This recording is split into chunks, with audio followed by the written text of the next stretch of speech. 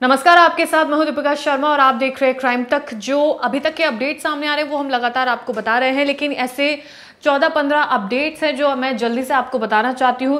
सबसे पहला अपडेट है उमर की कार का नया सीसीटीवी फुटेज सामने आना। उमर वही शख्स जिसने i20 कार में ब्लास्ट किया था लाल किले के सामने। कनॉट प्लेस के आउटर सर्कल पर उमर की कार दौड़ती हुई नजर आ रही है। ये एक अहम अपडेट है, यानी कि वो कई जगहों पर देखा गया है, उसकी कार आइडेंटिफाई की गई है। ये वीडियो जांच एजेंसियों के लिए एक अहम सुराग बन सकता है, क्योंकि उसकी टाइमलाइन का पता चल रहा है कि वो कहां किस जगह पर गया था, क्या वहां पर और भी कोई ऐसे लोग थे जिनसे उसकी मुलाकात हुई। इसके बाद दूसरा अपडेट आता है तुर्की कनेक्शन, यानी कि उमर का टर्की जाना, वहां के लोग से उसका कनेक्शन होना, गिरफ्तार आतंकियों और उमर का संपर्क जिस हैंडलर से था उसका नाम उकासा बताया जा रहा है। एजेंसियों को शक है कि उकासा कोई असली नाम नहीं बल्कि एक कोड नेम है जिसके इशारों पर ये तमाम लोग काम कर रहे थे। तीसरा अपडेट है उमर का नया रास्ता। फरीदाबाद से निकलने के बाद उमर सीधा फिरोजपुर झिरका पहुंचा था, जहां पर उसने एक ढाबे पर रात गुजारी थी। जाहिर सी बात है वहां पहुंचकर किसी के इंस्ट्रक्शंस का इंतजार कर रहा था। चौथा अपडेट है रेड कलर की इको स्पोर्ट कार का इस्तेमाल। इन्वेस्टिगेटर्स को शक है कि उमर और उसके साथी लाल रंग की इको स्पोर्ट्स कार से अमोनियम नाइट्रेट को ट्रांसपोर्ट कर रहे थे। अमोनियम नाइट्रेट वही सब्सटेंस जिससे धमाके को अंजाम दिया जा सकता है। कार को सीज कर लिया गया है, लेकिन तीसरी कार की अभी भी तलाश है। 3 कार इसमें शामिल हैं। पहली कार i20 जो फट चुकी है, जो जल चुकी है। दूसरी कार रेड कलर की इको स्पोर्ट जिसको सीज कर लिया गया है, और तीसरी कार है ब्रेजा जिसकी अभी भी तलाश जारी है।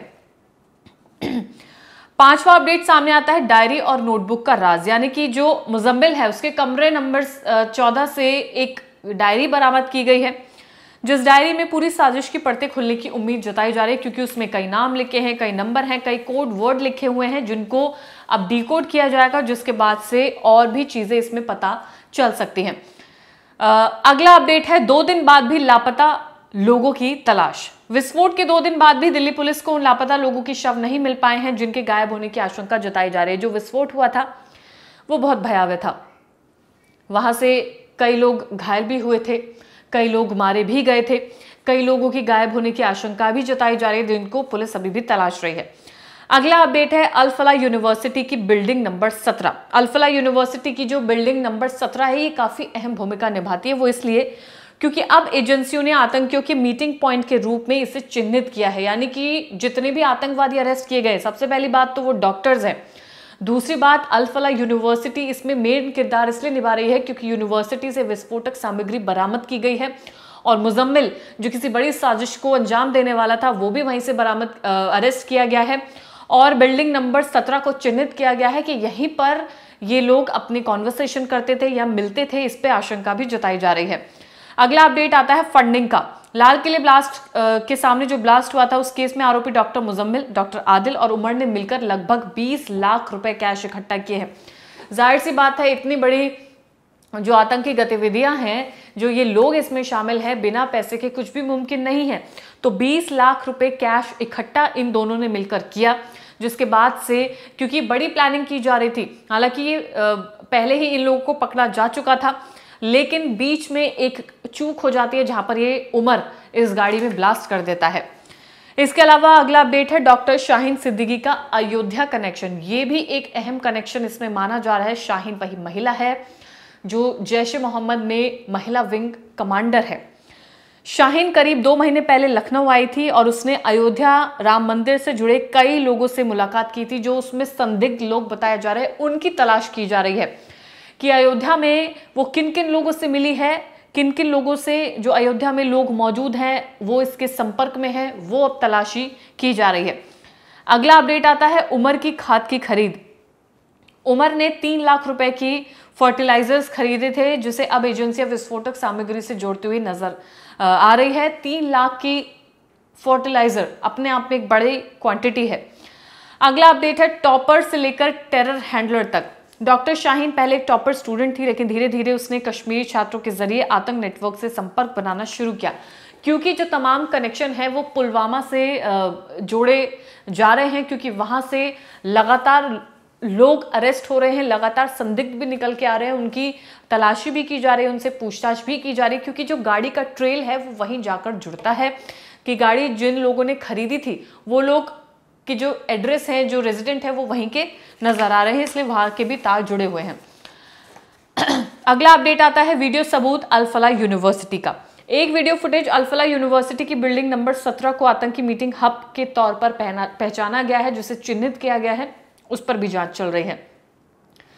अगला जो अपडेट है वो है जैश ए मोहम्मद और जमात के नेटवर्क की नई जो संरचना है उसका भी खुलासा किया गया है, जो भारत के कई राज्यों में फैली हुई है। क्योंकि हमने हाल फिलहाल में देखा सहारनपुर से भी लोग अरेस्ट हुए, फरीदाबाद से लोग अरेस्ट हुए, दिल्ली में ये ब्लास्ट हो गया, वरना ये जो उमर था ये भी वहीं से दिल्ली से अरेस्ट होता।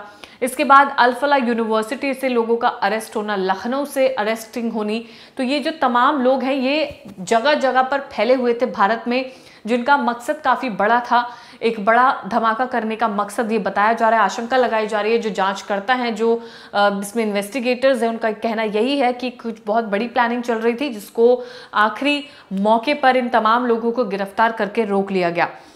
अब ये जो पूरी मामला है इसका कानपुर कनेक्शन भी निकल कर आ रहा है, वो इसलिए क्योंकि कानपुर में 9 लोगों को हिरासत में लिया गया है, जिनका संबंध डॉक्टर शाहीन शाहिद से जोड़ा गया है। पुलिस का कहना है कि ये लोग संभावित स्लीपर सेल हो सकते हैं, वो स्लीपर सेल जो जगह जगह पर रहकर किसी भी आतंकी गतिविधि को अंजाम दे सकते हैं, इंफॉर्मेशन एक दूसरे को पास ऑन करना, ये वो लोग कर सकते हैं। और ये स्लीपर सेल को जब आप एक्टिव करना चाहेंगे, ये लोग एक्टिव हो सकते हैं और फिर किसी भी ब्लास्ट को अंजाम दे सकते हैं। तो कानपुर में ऐसे 9 लोगों को हिरासत में लिया गया है, जिनका संबंध इस महिला से बताया जा रहा है। इसके अलावा जो अगला अपडेट है वो कश्मीर में छापेमारी है। काउंटर इंटेलिजेंस कश्मीर और स्थानीय पुलिस टीम ने इन 15 ठिकानों पर रेड मारी है, जहां से कुछ लोगों को हिरासत में भी लिया गया है, जिनसे पूछताछ की जा रही है। क्या उनका संपर्क इन लोगों से है या नहीं, इस मामले के लिए पूछताछ की जा रही है। उन घरों में पूछताछ की जा रही है जिनके रिलेटिव्स या दोस्त इन लोगों से जुड़े हुए हो सकते हैं। करीब करीब देखा जाए तो करीब 15-16 लोग हैं जो इसमें अरेस्ट हो चुके हैं। वो 15-16 लोग जिनका कनेक्शन इस पूरे दिल्ली ब्लास्ट से बताया जा रहा है। ये नाम मैंने आपको पहले भी अपनी रिपोर्ट में बताए हैं कि इन लोगों को कहां से अरेस्ट किया गया है, किन लोगों के पास से क्या बरामद हुआ है। तो वो अगर जानकारी आपको चाहिए तो मेरी पिछली वीडियो में आप देख सकते हैं। ये वो तमाम अपडेट हैं जो अब तक इस पूरे दिल्ली ब्लास्ट में सामने आ चुके हैं। लगातार अभी भी छानबीन चल रही है। जितने भी ये जो डॉक्टर्स हैं, इन तमाम लोगों को गिरफ्तार कर लिया गया। कुछ लोग अभी भी फरार हैं, जिन पर पुलिस का शिकंजा जल्द ही कस जाएगा और उन्हें भी अरेस्ट कर लिया जाएगा। इस केस में जितने भी अपडेट होंगे, क्राइम तक आपको लगातार अपडेट करता रहेगा। धन्यवाद।